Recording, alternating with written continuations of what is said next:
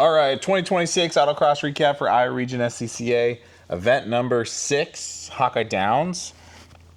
And it was on July 12th, I think. Sunday. Weekend. Yeah, Sunday. Right. This is recorded immediately after. So yeah, it was a really good event. We had 70 drivers registered and showed up. It was a great turnout. It was stupid hot. It was muggy. brutal. It was gross. But it worked out really well. We had a good grid lineup, good splits. I did have to get creative with the novice splits because we had 24 novices. So thank you for all the novices that were flexible with me for the time it took for me to do those splits. I wasn't prepared to do it, so I kind of did it in real time. And what we ended up doing was we split it into Novice 1 and Novice 2. And you either ran in the first heat or the second heat. Then you also worked in the opposites as normal. I actually split it based on if you needed a helmet or not. Yeah. So it kind of worked out really well where we didn't run out of helmets both heats. So it worked out actually really good once I figured it out. It took me like an hour. Yeah. Not that much, but we were a little bit delayed, mainly because of my novice run around. But also, this event, Hawkeye Downs sometimes does other races. Why? I don't know. Should just be only autocross forever. We definitely are their highest turnout for spectators. I'm kidding. We have 0. They don't have the concessions open. Drivers, though. We got good drivers, 70. But the night before, they had a big feature event. So we couldn't do setup on the Saturday, the day before, like we do sometimes. And sometimes we like to go out. We do a Saturday setup. We take our sweet time. We show up at like 2. We set it up nicely. We have some time to do some test runs on it and like really clean it up. We usually test it in some random car. It's usually one of Jeff's like street cars. And this time we didn't have that luxury. We had to get it set up day of. So the setup guys showed up nice and early, about 6:30, so we could run out there, get the cones dropped. Hawkeye Downs, being a double oval with walls, we have an approved layout of we can use this here, this can be here, we can go up, down. And it's approved by the regional solo safety steward. And we make small variations to it with, how much is the pinch? How high is the pinch? Like, what does it look like when you're coming into it? But generally, Hawkeye Downs, we're kind of limited to what we do. So we have an idea normally of where things need to go. So it doesn't take us 3 hours to set it up anymore. Which is good. One of the fun variations I like to do during setup is the pacing of the slalom. Yeah. And sometimes I'll be mean and we'll do like 30, then 28, then 26, and then super tighten it down and then stretch it back up. And it's always fun when people are walking in and they come up to me afterwards going, is the slalom equal pace? And I'm like, no. They're like, good catch. And that does change how you end up driving it, because if it gets tighter, you don't always notice that when you're walking it. If you're not paying attention, if you're not counting, you're going to miss 2 or 3 paces. I think this event, it got tighter, didn't it? So it did a little bit, but we ended up offsetting the last one to make it less painful because it sucked to drive. I tested it with it where it was, and I was like, that's too much. So we softened it a little bit, offset the last cone before the 6-pack, and honestly, it's probably a little too fast still because you were cooking going into it, but it drove really nice. I really liked how that one was set up. I heard a lot of positive feedback just from everything from mod cars to street cars to stock cars, just really good spread of positive feedback from pretty much everybody being happy with their times and how things were going and how the course flowed. A lot of people said this was like their favorite course that they've ever raced on Hawkeye Downs, which I was like, okay, that's awesome. Interesting. That's good to know. Brian Packingham, that's what he said. It was like, this is my favorite course. For me, I hated it. Oh, that's fair. It was just terrible for old tires. Yeah, I can see that. Can't imagine why. You should buy new ones. Yeah, right. Coming into pinch points, it just was difficult to power out of them, which aided for narrower cars with more power. So I can totally see why a lot of people enjoyed that course. It was just more difficult for me, and I like having a difficult course. It just challenges me as a driver and keeps things interesting, especially on a sort of fixed layout course like Hawkeye Downs. Yeah, it's interesting. It's interesting how we can make small changes and it has a big impact on how it feels. But at the same time, you can kind of foresee what it's going to be like as you're walking. You're like, oh, we did it this way, oh, we did it that way. But I've really liked these last couple Hawkeye Downs layouts. They have felt good. And it sucks. They're ruining it for all of us by making it dirt for some stupid reason. Yeah. We can make an entire video of just me ranting about how this doesn't make any sense. But I'm not on the board for Hawkeye Downs. Yeah. So I can't say, but if there's dirt on the track, Iowa Region's not there. Yeah. You know, the quarter mile, we can't use just the half mile. And if there's dirt on the quarter mile, there's dirt on the half mile. So, like, all right, cool. Thanks, dudes. Yeah. Peace out. So we are looking for other options for different venues because they don't want us there. So if you've got any leads on big parking lots, big concrete spaces, please let us know. Don't hesitate to yell at us.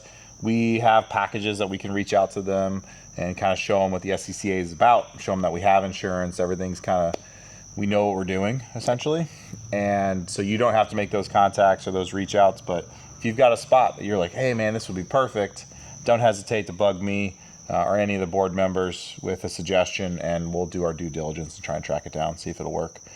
We've already kind of looked at a bunch, but I have zero qualms with somebody telling me, hey, what about this one? And I say, it won't work. Yeah. I'm totally fine saying that because who knows? You might throw one at me I've never heard of. Yeah, right. And it's just got to be within Iowa Region. If you look at the map, it's not quite Davenport. It's plenty far north of, Waterloo. It's south of, south of here towards the border. Oskaloosa is right at the kind of the tail end of us. Okay. But it can do either or. I think we need to try Oskaloosa Airport again. Yeah. So we might reach out to those guys and see if we can pull that one off. Because it would be nice. At least it'd be nice check to get it another out. one. Yeah. So. One kind of cool stat about Hawkeye Downs is I was kind of doing the math the other day because I was like just curious how many people we've brought to Hawkeye Downs. And, I've been doing it with Iowa Region and autocrossing in general for about 7 years now. And, I've attended pretty much every event since I started. And that's about, 4 or 5 events at Hawkeye Downs every year, which bring, up to 100 people per event, which comes out to, at maximum about 3,500 people driving at Hawkeye Downs that we got to give them the experience to experience Hawkeye Downs, and more than likely probably 1,000 unique individuals from that. Yeah. I mean, just, conservatively speaking. It's not concessions money, which I think the math they're using. But, right. Hawkeye Downs is such a historic place for Iowa. It's been around for a really, really long time. I was talking to a buddy of mine who he used to go to the races when he was a kid, and him being able to drive on that track that he used to be a pit crew for when he was 10 is like, he said it's a dream come true for him. So I'm so happy we were able to make that happen for him before a lot of different pull the people. plug. So. Absolutely. But on a happier note, we can talk about results. Would love to. So it's 9:30. I apologize to my wife in advance. Sorry. Sorry, Abby. Sorry, Abby, Audrey, Dale. Hope things are going okay. All right, so get back in the swing here. Now I fixed the battery issue. I think, Max, we're going to just jump right into some top raw times from our event number 6 at Hawkeye Downs. Okay. So in 10th place, we have Richard Plassett in his 2016 Mazda Miata. His raw time was a 50.6, which 11th place was a 51, so great job getting 4/10 into, the 50 marker. Really cool, interesting color on that car. It wasn't quite gray. It wasn't quite white. It was just really nice color. It's neat that our top 10 was right at 50. Yeah. Like to get in the top 10, you needed to crack a 50. Oh, yeah. At Hawkeye Downs, which is kind of cool, just as a place marker. Right. Yeah. No, I really like that. Because there's some fast cars that didn't crack into the 50s. And thanks for coming out to our event. He came from yeah. like 3 or 3.5 hours away. So Yeah, that's awesome. Thank you. that is not an easy drive. So Yeah, thanks no, for just sticking around on a some- hot day. Yeah, right. So there's some notable people who, no offense, didn't crack the 50s. Yeah. Charles in the TTRS, Troy, Trevor, Brett, Dan, Bulgarelli, Ryan Kurtz was right on the edge there, Devin Palmer, right, Teresa. So like 50 was no joke. Oh. Like I just listed off 6 people that were booking, Yep. but the top 10 was. Put them on blast. Yeah. Get faster. Get faster. Let's go. I mean, Brett jumped up a lot with that new power. He in that did. BRZ. Seeing it, it really danced. He has a torque bump instead of a torque dip. Yeah. There we go. All right, let's get back into it. So ninth top 10. place. Ninth place in the, what would you deem Ramon's car? Monster? Monster's right. Yeah. I feel like it is. Yeah, it's a monster. In his monster Camaro. It's trying to eat itself alive. It really is. What a cool car. Great driving, Ramon. Pulled off a 50.6 as well. In 8th place, we have Andrew Advani. Good to see you out here. Keep coming to events. We love to see you. With a 50.4. So dropping about a 10th there from Ramon. You're reading it right. I was like, hello. So in 7th place, we have Ramon. Ramon got both 9th and 7th place. His 7th place run was in Drew's Corolla. I think he had some issues with his car, and he tossed him the keys and said, have some fun. Yeah, Ramon's shifter decided not to be connected to anything anymore. Good. Yeah, he was. Bluetooth? Yeah, it was a Bluetooth SEMA Nice. shifter. Yeah. There in the afternoon, and I was like, man, here. He had already worked, so like I just threw him the keys, and he was able to crack off a couple runs before I ran out of gas. And he raw timed himself. He did. He raw timed He was himself. faster in a Corolla than he was. I mean, 3 cylinders is faster than 4, I guess. 2/10 faster. He got a 50.38. So good job, Ramon, for getting double dipping in the top 10. Yeah, for real. In 6th place in his lightning fast BMW 128i. You don't need a turbo here. All you need is a 128i. And no fear to lift off the pedal. That's right. He is just a fearless driver. I don't think his brakes work. I don't think he uses Oh, them. yeah. Yeah. They're disconnected. They're Bluetooth. they're Bluetooth as well. Some more SEMA brakes here. With a 50.2 from that car. Usually me and Zach are kind of close, but he really took this one away from me here. I think 4 seconds faster than me, which is just ridiculous. He was really cooking. Right behind 5th place, who is Ryan Campbell in his Ford Mustang GT. Right behind is an understatement. Well, Do you see how close they are? they are a 1,000th of a second off of each other. Wild. That is so close. Yeah. Zach better take his shoelaces out next time. That is kind of unbelievable until I'm reading it. That's I didn't think you noticed it. no. So really well done from those two. He got a 50.37 to Zach's 50.238. So amazing job there. In 4th place, we have yours truly, Drew Hackett in his GR Corolla, pulling out a 49. So first person into the 49. Only person in the 49s. That's true. Would you look at that? You're unique. Because In Dostal 3rd was place, so much faster. in 3rd place, we have the car with no gasoline and doors. Andrew Dostal in his Tesla Model 3, pulling out a 58.5, going deep. 48.5, pulling deep into the 48s. Yeah. Great job. Right behind Brian Packingham in his Sprinto YC3 with a 48.05. So really cooking there. You know he wanted that 47. He did. He was right there. He was right there. That was another shoelace. Yeah, another shoelace. Yeah. Yeah. Guys, we got to start running We need barefoot. lighter shoes. We need lighter shoelaces. That's Yeah. what we got to do. We're going to make, Don't let the drivers lose weight. No.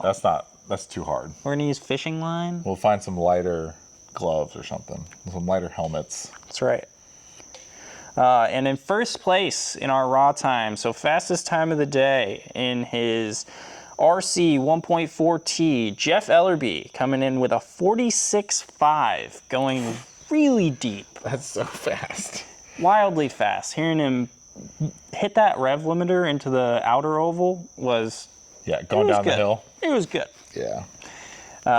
Throughout the day, he got more and more comfortable getting on that limiter, just sort of bouncing it, putting it to pedal to the metal, really.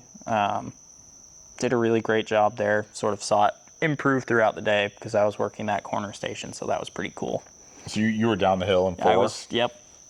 It was a prime spot to see him just weave through those pinch points like they didn't exist. So I've never worked course at Hawkeye Downs. It's really fun. Because I've always done other stuff at Hawkeye Downs. Usually fixing something. But so when you're working at 4, yes, and you see him crest the hill, just 65 miles an hour, how cool is that? It's really cool. Is it like a photography spot, or is it kind of just more like a visual as you see people huck down? I think it's more of a visual. It's not quite. You don't put have a camera up there? I think so. We should? Okay. It's a really fun spot to be.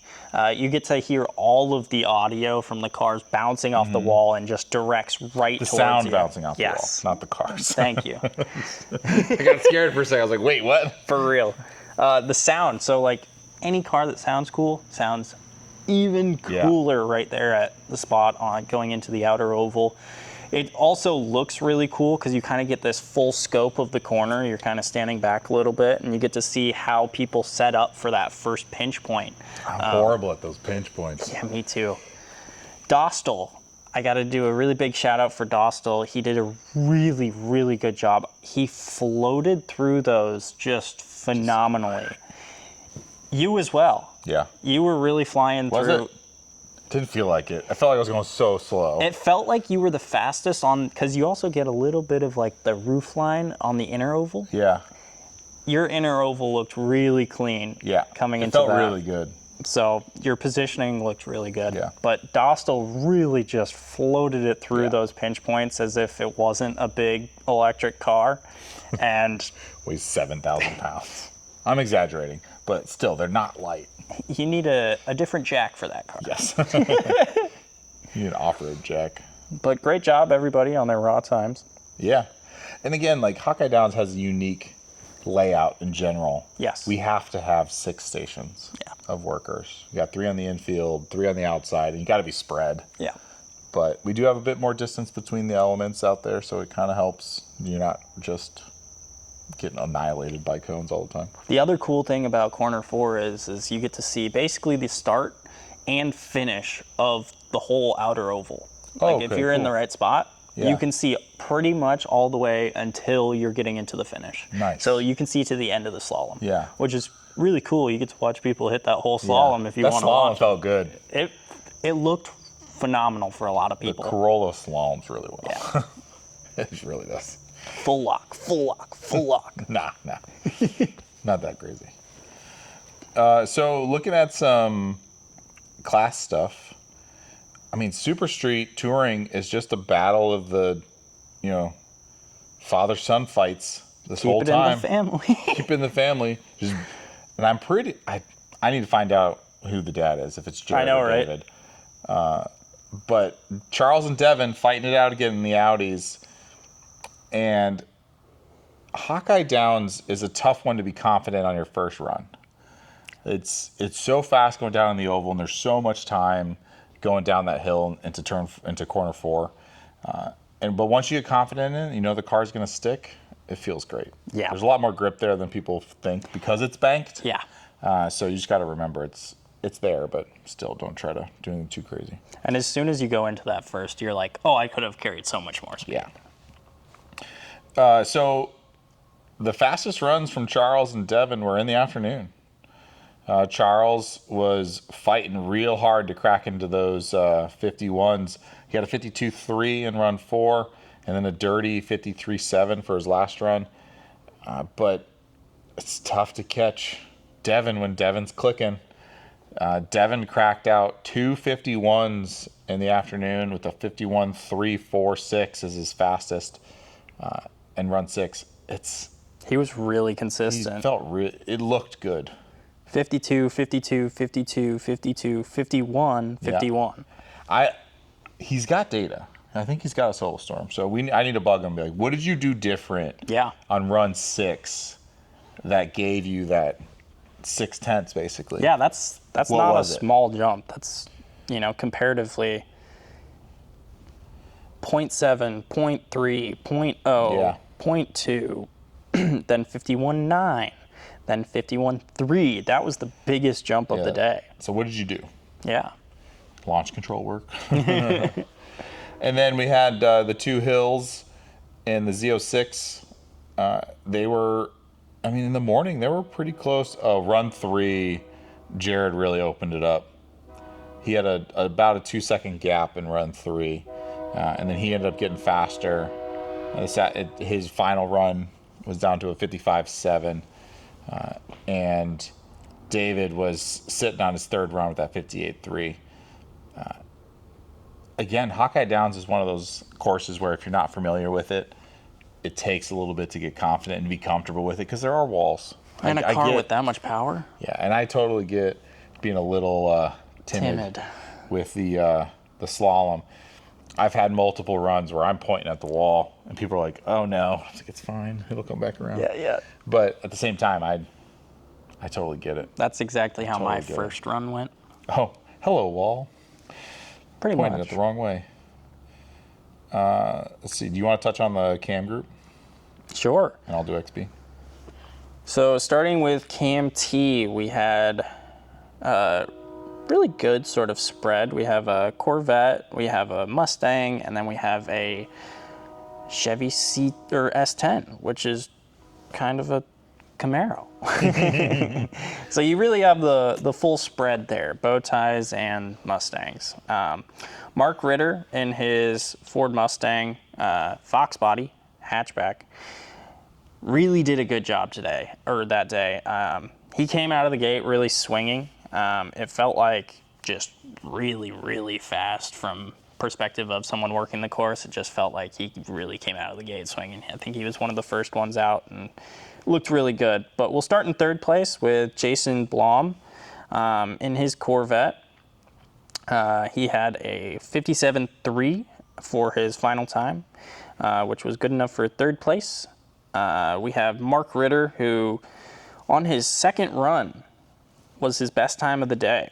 He had a 52.694, so great job, Mark. Yeah, really standing on your 2nd run. It always feels good. Yeah, it feels You're like, good. I did something right, however, I'm so annoyed. Well, he did miss his 6th. It looks like his 6th run might have been one of those where there should have been a rerun, but it didn't get communicated down because the timer was not happy. No, it wasn't. With the world. Or Mark took a break and decided not to do his last run. He ran out of gas. Something happened. Ain't got no gas in it. For real. And in 1st place, we have Trevor Brown and his S10 coming out of the gate swinging with a 55, got it down to a 52.4 on his 2nd run, and ultimately got it down to a 51.9, which is just flying through that course. Great job from Trevor. Always cool to see that car. Seems like it's getting faster every event. I think he's getting faster. Run 6 was a 51.0, but he clipped 2 cones. Again, this is where I'm always curious. Like, were they the 2 slalom cones where you just nudged them a little bit? Or did you punt a cone and it ended up in the pond on corner 4? Did you guys have a pond this time? No. Oh, nice. We were good. There's been some lakes. There have been some ponds there. It was probably too hot for that anyway. It was almost there. Yeah. Like, you could feel it. It was a little soppy. You just sink in the mud. All right, next we have... Looks like Cam C was all Mustangs. All Mustangs. We had Ben Reeves in his 2008 Ford Mustang, bull bar, and new tires on that. 55s. That's insane. 19 by 30. It's the coolest car. I love that thing so much. He's very happy with it. He was loving the amount of grip that he had. So good to see him out there running a 56.5 on his 3rd run. Then we have Austin Pegleg Collins in his 2022 Mustang GT. getting it done with a 53.2, looking good out there. Looks like that was his fully fastest run, dirty or not. Looks like a lot of cones on this course. Across the board from a lot of people. Colson Selk in his Boss 302 2012 Mustang. Take a minute for appreciation for him as a driver, seeing him sort of start as a novice and get faster and faster. This event, it really, like, just watching him, it felt like not only was he confident, he was comfortable, and he was really sort of playing around with throttle input, which is right where you want to be with a cam car. It felt like he was really hitting that sort of slip angle of just perfectly pointing the car where it needed to go and gassing out early. It looked to me like him and Campbell in first place were really battling it out. Looks like they went back and forth with a 53 for Colson on his first run, 52 for Ryan on his first run. Then we have 52 for Colson, 51 for Ryan, 52 for Colson, 51 for Ryan. And just throughout the day, it looks like they just were pushing each other a little bit. So really great driving from Colson. I acknowledged that, saw that, you were killing it. And in first place, Ryan Campbell with his 2015 Ford Mustang. I know he's happy with where he was at. Did he just find the pedal in the afternoon? I think so. It looks like it. Runs 4, 5, and 6. All 50s. All 50s. Great job, Ryan. That 5 and 6 were close. Yeah. 237 and 259, like, nicely done. A little bit of data. He keeps joking at me. He's like, "I'm gonna catch you." Yeah. I was like, "In raw time?" I think he's under the delusion that I'm done. I see. He thinks that the car is finished.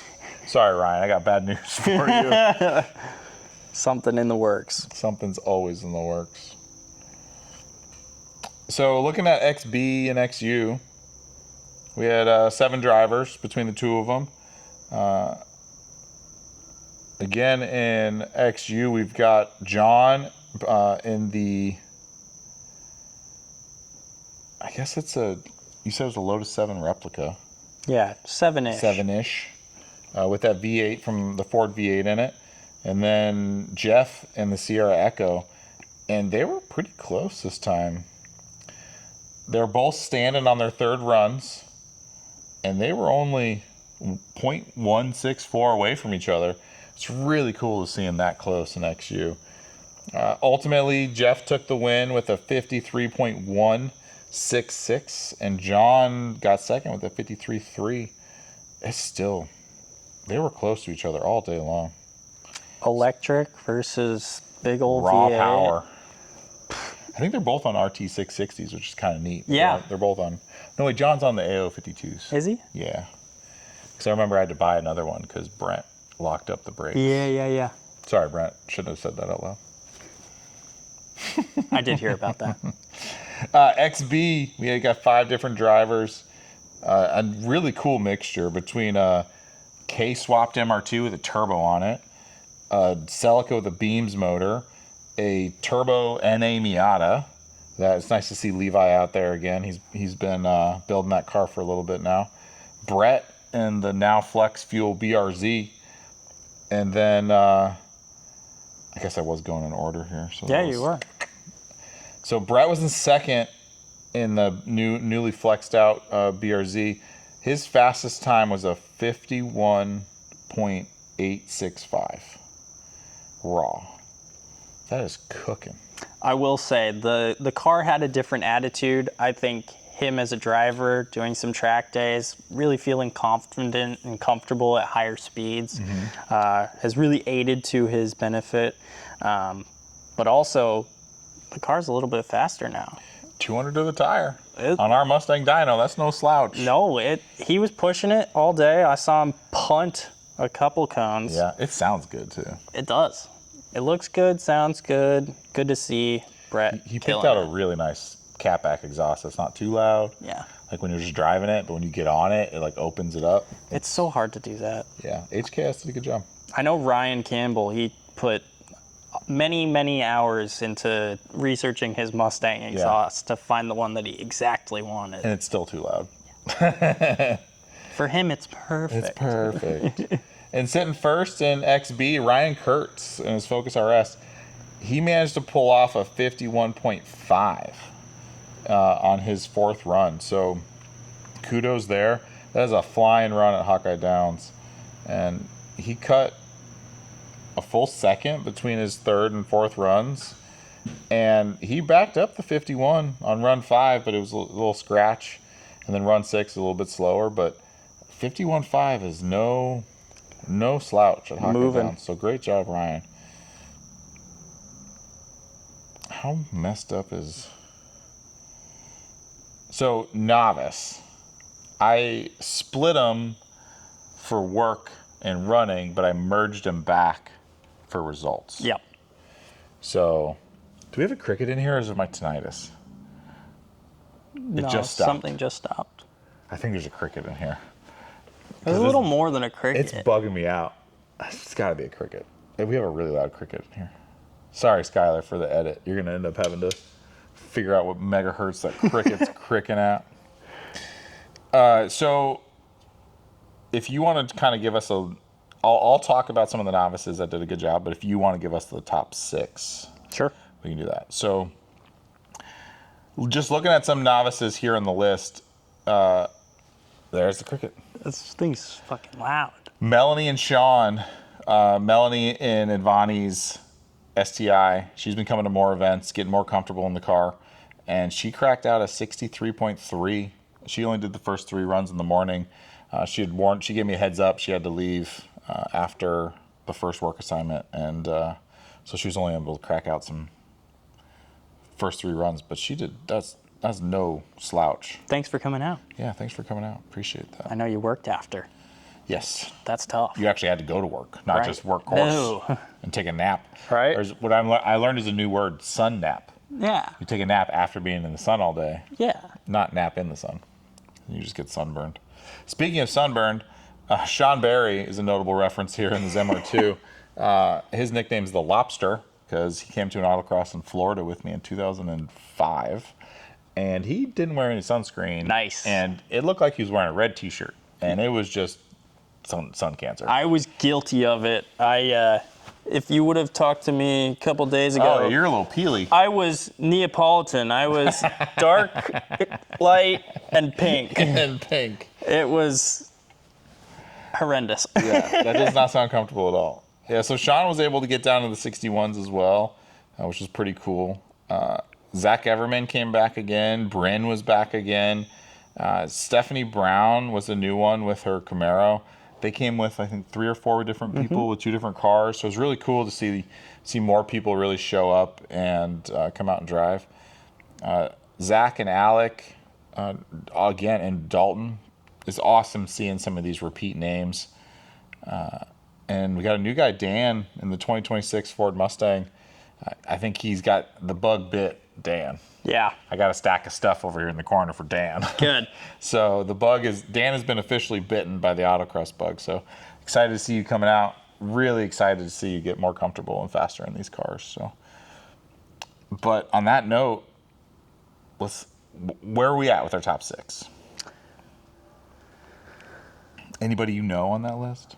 Oh, yeah.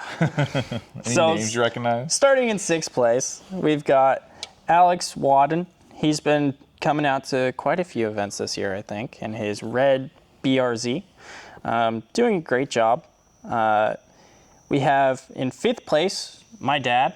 Shout out to my dad. He did a really great job. I know he got first in his little novice grouping. He had some DNFs, and I was texting him. I was like, hey, do you need someone to ride along with you? And he was like, no, I'm having a blast. I'm good. And I was texting Ryan. I was like, hey, can you get someone to ride along with my dad? Like, being like, oh no, I don't want him to have a bad time. But he cleaned it up and ended up with a 61.0, and that was good enough for 5th place. So good job, Dad. Yeah, props. For second event? Second event. That's awesome. Second event. I Yeah, think he was just in 3rd the whole time. Yeah. because that car is very short geared, little Alfa Romeo. Well, once you got to the outer loop, you could stay in third. Yep. In a lot of cars. In his car, you bog so bad. Yeah, I could see that. So bad. It was like a 0.6 liter? 0.3. 1.3. No, 1.3. Okay. Yes. Naturally aspirated. Yes. That's a beautiful engine. Then in fourth place, we have Brian Whirling in his Porsche Cayman S. Really great looking car. I love the color. I love it's got a nice little wing on the back. Then in third place, we have Charlie Senft in a GR Corolla. He was cooking. GR Corolla, buddy. Yeah, he was flying. Dylan Lovegren was battling it out with Ethan Stigler. They were going back and forth all day. I was talking to Dylan, and he was like, yeah, I'm in first right now after the morning. And then going into the afternoon, it looks like Ethan in first place took novice overall with a 56.146, which that is a 0.633 difference between first and second place. So great job, you guys. I know you were pushing.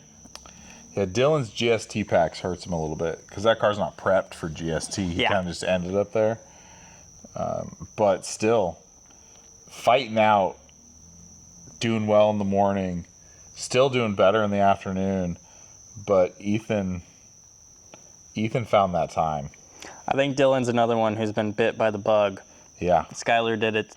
Good job, Skyler. Yeah, Ethan had a 1.1 second improvement between his fast run in the morning and his fast run in the afternoon. Yeah. So, yeah, Dylan, that was a tough one. That's a bad beat if I've ever seen one. But it would have been a 56, but unfortunately he did have a plus one. He did scratch. Yep. All right, so we'll look at some Nats and Pro Packs action. I'll talk about Pro because... Let's touch on one thing first. Yeah, We've got Jen and Victoria. Oh, right, the ladies class. Jen and Victoria, although in completely separate classes, were having a really wonderful battle. They had a 56 and a 57. We have Victoria with the 57 and Jen with the 56 for their first run. Going into their second run, dirty and clean. Then on their third run, they both had the best time of their days, with Victoria with a 57.7 and Jen with a 57.1. Whoa. So, kudos. For real. Good fight. Really good fight. And they both work timing together. So in between those, they're working right next to each other. I wonder if they knew how close they were to each other. Oh, they've got to. They've got to know. Now I just want to hear what they were talking. Yeah, just the banter. Yeah. Sure, they're congratulating each other. Although Tori was fighting with timing not working, so I'm not sure they were doing much other than screaming time. They're screaming at Andrew for running through the timing lights. Right. Thank you, Tori, for yelling at Andrew for that. We should talk about that a little bit. But great job, you guys. Don't run through my lights. All right, so thank you for. We had talked about making sure the ladies' class got mentioned, and I completely spaced on it, so thank you. So looking at the pro class, I can talk about this one because I did poorly, even though I did get a trophy for last in pro. So looking at pro, fourth place, it was me with my 49.870. Was not good enough to be anywhere in pro other than last. Next above me was Jeff by 11 hundredths of a second. So Jeff and I are right there in the morning. He cleaned it up in the afternoon. He got a lot faster. Advani had a clean morning. It's not normally his MO. That's unheard of. So good job, Andrew, getting second place. You had a 50.494 in the morning, which is good enough for a 42.1 in packs. So good job getting those points in pro. It was moving. And then I guess there's 3 Andrews in pro class. I mean, no one calls me Andrew, but that's my government name. If you call me Andrew, I will not respond. No. Just a heads up. Anyway, Andrew Dostal got first with a 48.516 or 40.7 in PAX time, a full 1.4 seconds ahead of Advani. So great driving for everyone in pro. Those Hawkeye Downs is a tough one to get done in 3. It is. So like you really got to get in your brain that like you got to go hard on run 1, so the tires are hot for run 2, and you can't let up, because if you breathe, you're losing tenths, and people are losing by tenths. On this day, we had such a heat event. I don't know about anyone else, but my tires were going up in pressure so significantly that, like, you know, you have that general idea of what you want to set your tires to at the beginning of the day, but then immediately they heat up, and then they drop them down. Yes, you drop them down, and then sometimes they feel a little different. Sometimes they feel the same, but I think your tires are dead, Max. Yeah, maybe a little bit. You knew that, though. Oh, sure did. That's why I've got new ones. Yeah, there you go. There you go. All right, you touch on the Nats group. Okay. You should be in here. I should be in there. I'm not. I'll see where I'll look in to see where you'll. Okay, where you do the math, and we'll put me in wherever it would be. Okay. And we'll just go for however that is. So in 6th place, we have Mike DeBerg. Mike did a great job. He had a lot of cones. He had 4 cones on his first run, 2 cones on his second run, and 6 cones, but no DNF on his third run, which that's impressive on its own. I think he might be going for cone killer this year. He was. Well. Sorry, Mike. Too soon. Too soon. Poor Mike's car in the background. Mike, unfortunately, didn't make it through the whole event. There was someone knocking on the door. Yeah, Uncle Rodney saying hi. So thank you to Austin at the start line for noticing it and bringing it to our attention so that we can hopefully keen ear. Less damage, but it's still not good. No. It's not good. Not right now. It'll be better. We'll fix it. Definitely. But shout out to Mike for always having such a positive attitude, you know, being out there, you know, not making it a big deal. I know exactly what that's like. I've had it happen. It sucks. It is not fun.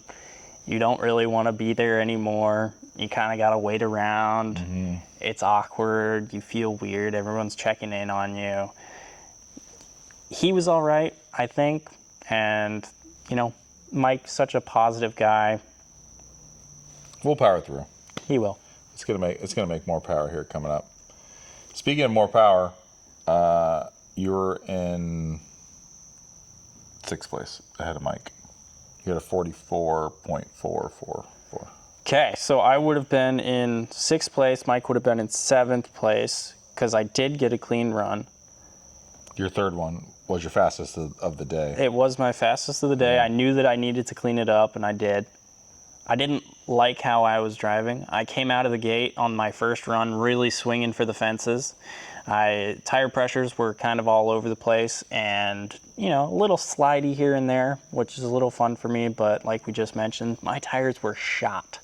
So coming into the inner oval, I think I clipped 1 or 2. Coming into the outer oval, maybe clipped 1, and then it felt like in the slalom, I hit cone, and ended that run. What was your trophy that you got during the day? If only I had it. You didn't bring it with you? No, I didn't bring it. It would be great to have with our sodas. It really would. But I won the, what did you say? It didn't just say cone killer. It was most cones in one run. It was most cones massacred. Massacred in one run is the verbiage that they used, which ended up being a little random trophy 6? At the end of the day. So you hit 6. I hit 7. 7. Yeah, 7 cones in one run, no DNF. Also to note, you would have been 5th because Ramon's in Nats packs twice. His Corolla runs are going to get wiped off the board from a points standpoint. He doesn't get to collect points twice in one of them. No, he already double dipped in raw. He double dipped in raw. But for actual like class championship stuff, I'm going to pull his Corolla runs out because they were slower than his. Yeah. You know, packs wise. So. Well, I got it clean even though I was the most dirty. You made it count. I did. Yeah, your third run was your fastest and your cleanest. That's one thing that this season I was kind of focusing on, was just sort of going into these events being like, okay, I need to get it done in 3. Yeah. That was never my mantra, never in my head for the past 6 years that I've been doing it. It's just always, oh yeah, I've got more runs in the afternoon. And then I went to nationals. I was like, damn, I wish I had 3 more. You don't. Nope. Well, you have 3 more tomorrow, the next day, right. But it's not the same course. No, it's a completely different course. And so I just wanted 3 more runs on each course, and I was like, I could totally do it. But it's not there. So sort of switching my mindset to, okay, I got to get a clean one. I didn't do it the first couple events. I couldn't make it happen. And then something, it felt like something switched, and I was like, I physically can. Yeah. I choose not to. Right. I push, and I hit cones. I like getting close to cones. I like hitting them. I like knowing that they're there. I like knowing the bounds of my car. It just sort of helps me practice where I can put it, where I can't. But you have to get in the right mental state. You do. To be like, okay, I'm going to make this happen in 3. Yeah. And it's not just, you can't do it unless there's an actual motivator behind it. Yeah. Like, you can't just be like, oh, I have 6 runs, but I'm only going to care about my first 3. So like being in the pro and the Nats packs, it forces you. Like, if you're dirty in those first 3, you're pissed because it sucks. And that's where I was at. 7 cones my first run. I think I had a couple more my second run. We need to find these cones you knocked over, because we're we're buying more cones. Yeah. So send you a bill. That's right. Hey, you're probably nicer to the cones. I don't cut them in half. I just gently push them out of the way. You just nudge them over. I even have no bumper to fender holder, so when the cone hits it, I'm sure it just sort of boink. Your bumper folds in. Yeah, the cone stays. Your bumper folds in. That might be a motive. We could do some Kevlar stuff to make them flexy. Oh, that would be cool. All right, so in 4th place in Nats Packs, we have Ian Schmitz. Ian came out with his CRX. Love to see that out there. One of these events, we got to get a full CRX gang with Mike, Isaiah, and Ian all in their red CRXs. Yeah. That would be sweet to see. We got to coordinate it somehow. But coming out with always fast times, a 52.8, which is just flying. In 3rd place, we have Dan Bulgarelli and his Camaro on his first run, getting a 51.6, which was good enough for his fastest run. But he had that scratch 50. He did have a scratch 50. And that would have been good enough for second. It would have. Cleaned it up. It would have. Dan, it's not a cart. You can't stick your hand out of the car anymore and grab cones. Like, hands on the wheel. I'm kidding. I don't think you actually. I don't think you can in the Camaro. I don't think he, of all people, could get his arm out of the window of a Camaro. True. Who are you trying to say? I'm saying he is ripped. He's got big arms. That's how he can manhandle that car. That's right. I mean, that is Ramon's. So him and Ramon are co-driving that. And Dan, I think Dan only did his first 3. I think so. Because they managed to tear the shifter out. Yep. See, those big arms. Those big arms. Ramon came in 2nd place with a 50.6, which is really flying out there. It's fast. It's really, really flying. And in 1st place, Zach Utoff with his BMW 128i, really punching up here in terms of classes, with a 50.697. So great job, Zach. You really killed it. After PAX, he's 0.3 ahead of Ramon, and it's fun to see the Nats PAX kind of. It's not always guaranteed who's gonna be the top. I think we've had probably 4 or 5 winners in our last 5 of 6 events. Ryan was one, Keegan was one, Ramon, Zach. Like, it's cool seeing it. It's not a lock by any means of who's going to pull it off, because those first 3 matter. Yeah. And you're pushing. Yep. Because you have to. Yep. Because it's tenths between first, second. Even in the bottom, like I'll have a couple good runs and I feel like I'm doing good, and then Mike's doing better than me technically because of packs, and then I'll have a better run than him that is technically slower than Mike's, and I'll be ahead of him. Yeah. So it's interesting how it stacks up. PAX is always fun. I hate it. It is not your friend. No. So looking at the PAX, we'll kind of touch on the PAX recap, and then we'll do the driver. I don't have his honorable mentions for this one, but I think we can think of some people we thought, I can definitely. did pretty well. Sure. Top 5 in PAX. I'll do 4, 5, and 3, and you can do the top 2. So sitting in 5th, who managed to be 2nd in his class, Andrew Advani. Good job, Andrew. His PAX time, well, golf clap. PAX time of 42.162, so good job there. Sitting in 4th place is Ramon in that Camaro. That Camaro is so well set up. Such a nice Cam C car. Once he fixes the little things that he's tinkering with, I think it's going to be a real weapon. I mean, he bought it knowing it was already competitive. I want to say this next person, this is their best finish PAX they've ever had. In our region. Ryan Campbell sitting in 3rd. Good job, Ryan. Nice job, Ryan. PAX time of a 41.596. 3/10 ahead of Ramon. Just cooking. You know he was pushing to try and crack into the 49s. He's always pushing. And Hawkeye Downs is, I think, one of his events he really enjoys. Yeah. It really allows that auto to shine with those paddles and just clicking through.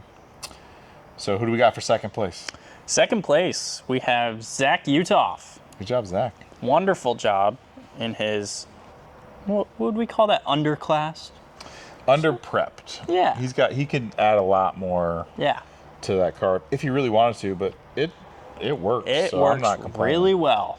For 2nd in PAX with such a slew of cars, that's seriously impressive. So great job, Zach. I know the last event didn't go so well for him at Hawkeye Downs. He's doing better. Yeah. He's doing better. And in 1st place, we have Andrew Dostal in his EVX Tesla. Once again. Great job. Just running away with his PAX championship over every here. event. I mean, the car flies. He flies. And he's confident in it. He was doing so good. PAX time of a 40.7. That is so fast. That's wild. EVX PAX is soft. Is it? But even then, he wasn't. Even if he had a harder PAX, he would have been fine. Right. You know? EVX PAX is one of those where they don't really know where it belongs. They don't know where it needs to sit because it's still a provisional class. Doesn't have a jacket yet.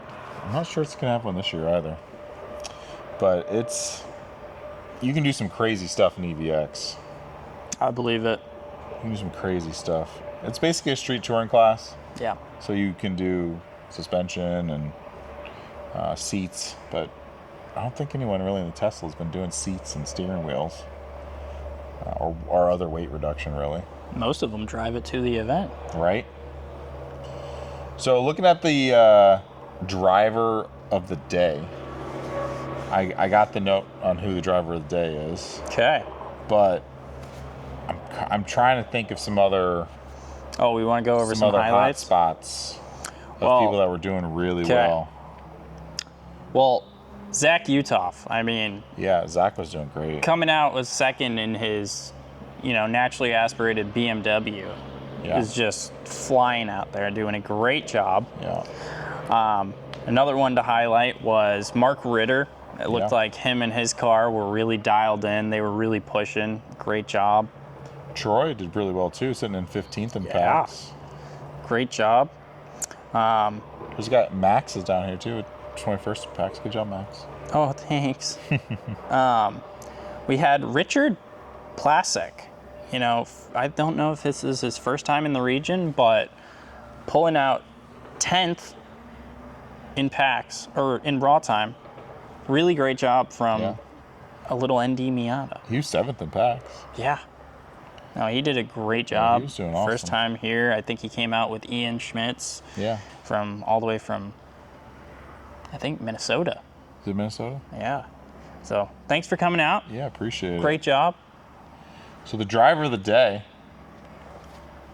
is the infamous, YouTube famous Ryan Kurtz in the Focus RS. Nicely done. So good job, Ryan.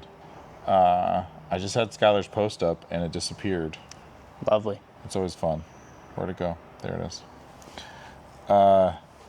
So Ryan was an XB. He's been really pushing this season, just really showing up, adding stuff to the car, doing track days. Multiple regions. Just getting quicker. And he let me drive the car at Iowa City. Yeah. And how was it? Tires were not RE71 RZs. Yeah. I think I hit 7 cones. But we got good data off of it. It was fun to see and compare. But no, Ryan definitely earned this one. And follow him on YouTube, KurtzyTube. He's been posting up more and more of his recap videos from his events, both autocross and track days, which is really cool. So keep it up, Ryan. Good job there, and we'll see you at the next autocross we got. I think our next event after this comes out is this weekend, Hawkeye Tech. Yeah, we have 26. Yeah, Hawkeye Tech is the next one. And we'll see. I have to check the results, see how many people are actually signed up. Mm-hmm. I have to push pretty hard to try and get some more people to register. I'm not registered. Are you going? Yeah. Okay. That's you good. You can pretty much count me in on every good event. It's just I forget to register until you can pre-register for we don't charge you until you show up. That's what I realized embarrassingly not that long ago. Oh, come on. I also don't have annual waiver. You have an annual waiver? Nope. I am printing or cutting some tech stickers. I'll see if I have them done by this next event. I think the biggest criticism I've heard from other region people. If we don't have an annual sticker? Then we don't have a sticker. Killing me. Okay. They're sticker guys. We're sticker guys. So I've got little penguin cones, like the little cones I have on my penguin graphic. We're thinking about Abby's designed me a sticker to cut. So I'll just get her to send it to me so we can start cutting them. I got a plotter now, so I got a plot. I got to use it. The second half of the season is where the stickers come into play, okay? Yeah. Bam. Done. So yeah, I mean, we've got we kind of touched on a bunch of stuff already with the setup and the splits. Timing issues. Oh, that's one thing we're going to talk about. So Hawkeye Downs at this time of year, where we put the finish marker and where the sun lines up in the afternoon is pointing straight at the timer. So like the timer is getting direct sunlight towards the afternoon. So the solution is to make a little hood for the timer so that it sits in the shade, so it doesn't have that same problem. And we constructed it out of some random cardboard we had, but we've got a 3D print that we can make that goes over top of it. Nice. I just got to bug Derek. I haven't bugged him about that. I bugged him about everything else. So I should bug him.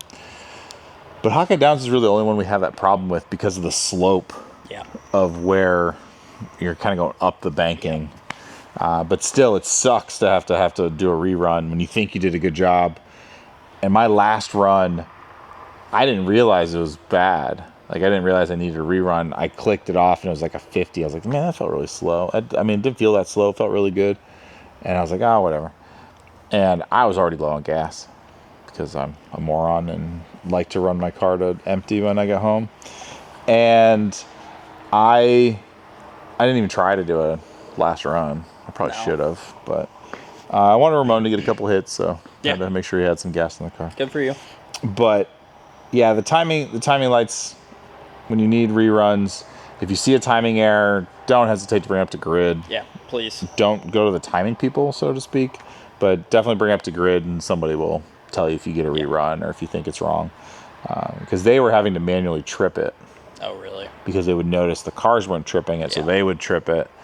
And so that's why the times were bad.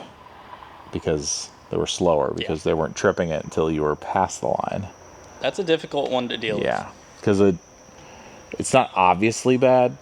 It just looks like you did poorly. Yeah, right. You're like, oh no. Or way better. Or way better. Because it doesn't trip and doesn't show.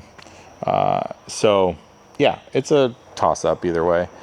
So shout out to the grid guys and the timing people dealing with all the headaches that happen, and we kind of grow through it. And same thing with the competitors. I appreciate you guys being flexible with timing. It's not a perfect science. So we did have quite a few people running through the timing lights, which we want to try to avoid. We can fix it without having to do reruns if we catch it in time. Yeah. But it's sometimes you're running all over the place with phone calls and this and timing and the computer. So it's tough. But I'm also going to be announcing our Axeware timing class, because I need more people to be comfortable with timing. Yeah. So if you got any interest in doing the Axeware timing class, yell at me and I'll get you on the list, so that when we do announce, we'll do it here at the shop and I'll put it up on the big screen. Sweet. And we can get other people ramped up, because timing is a fun job. Yeah. It's a little stressful, but once you know the buttons and what to do, it's not as bad. And if you got good handwriting, you can audit. You handwrite the times in case, the timer person in the computer gets messed up, or we get a corrupted save. That sucks. You have to go through and manually type in everything again. But yeah, so we're gonna do some more. It'll probably be towards the end of the season that we'll do the class. But it works for rallycross and autocross. Similar format, so we can get everybody involved. Well, sweet. Other than that, thank you for sitting in for Skylar. Yeah, thank you, Skylar, for having me, letting me fill in. I know, not quite as good looking as Skylar, but hopefully I fit the bill. So we don't judge either way. No. We don't judge either way. And I'm a little biased, being the Skylar's adopted father, so I kind of have to root for my boy. But no, seriously, thank you for spending the time, making the time available to get a recap in. And we're going to try a new format for the next ones. We're going to try and live stream them. I'm going to bully Skylar into letting us live stream it, because I think it'd be fun. Yeah. It might not be fun at 10 o'clock when there's nobody awake to do it, but I don't care. I'm awake. Somebody's awake. Yeah. I'm awake. This guy's awake. So shout out to everybody. Thank you again for a great event. And we'll see you guys at Hawkeye Tech.